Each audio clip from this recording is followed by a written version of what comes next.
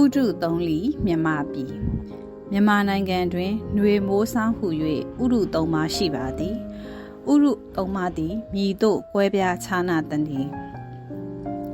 တပေါင်းလားပြည့်ကျော်တရက်နေ့မှာဝါဆိုလားပြည့်နေ့အထိလေးလာသည်ຫນွေဥဒုဖြစ်သည်ပူပင်6တွေ့သောကာလဖြစ်သဖြင့်အပင်တိုင်းတွင်ရွက်ဟောင်းများကျွေ၍ရွက်သစ်များဝေကြသည်မြေချောင်းအင်းအိုင်များတွင်ရေနှဲ၍တဲတောင်များပေါ်လာကြသည်ကျေးငှက်တုတာယာစွာတွန့်ကျူးကြသည်တရက်ဖီပန်းဗရောက်ပန်းစကဝါပန်းဂန့်ကော်ပန်းနှင့်စပယ်ပန်းများပွင့်ကြသည်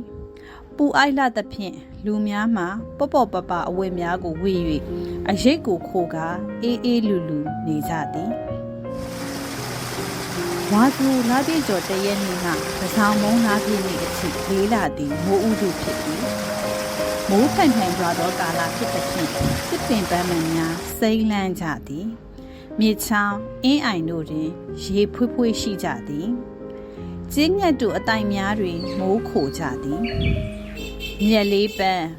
ခတ်တာပန်းရင်းမာပန်းနှင့်ကြာပန်းများပွင့်ကြသည်မထုမပါအဝတ်များကိုဝတ်ဆင်၍ထီးရောင်စုံမိုးကရောင်စုံတို့ဖြင့်သွာလာကြပါသည်တဆောင်ပုံးလားပြည့်ကျော်တရက်နေ့မှတပေါင်းလားပြည့်နေ့အထိလေးလာသည်စောင်းဥဒုဖြစ်သည်